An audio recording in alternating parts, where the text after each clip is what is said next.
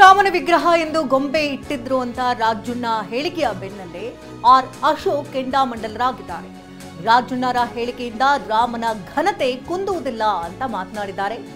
ರಾಜಣ್ಣ ದುರಹಂಕಾರದ ಹೇಳಿಕೆಯನ್ನ ನೀಡುತ್ತಿದ್ದಾರೆ ಅಂತ ಅಶೋಕ್ ಕೆಂಡಾಮಂಡಲರಾಗಿದ್ದಾರೆ.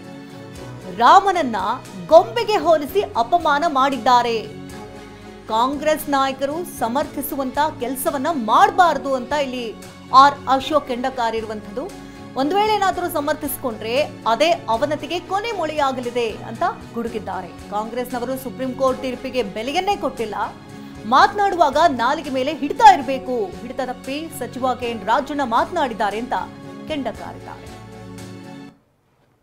ಅವ್ರಿಗೆ ರಾಮ, ಸೀತೆ, ಆಂಜನೇಯ ಇವೆಲ್ಲ ಟೂರಿಂಗ್ ಟ್ಯಾಕಿಸ್ ಬೊಂಬೆಗಳ ಥರ ಕಾಣ್ತಾ ಇತ್ತು.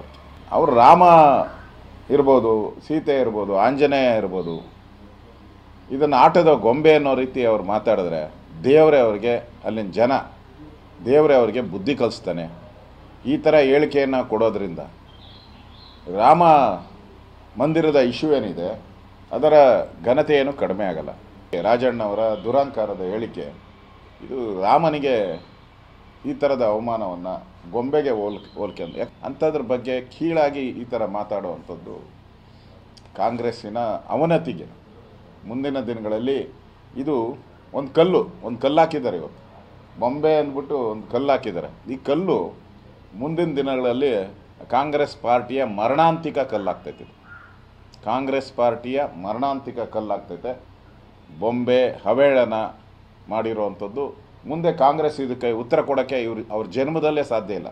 ಅಷ್ಟು ದೊಡ್ಡ ಪೆಟ್ಟನ್ನು ಈ ಹೇಳಿಕೆ ಕಾಂಗ್ರೆಸ್ ನಾಯಕರು ಇದನ್ನು ಸಮರ್ಥನೆ ಮಾಡಿದ್ರೆ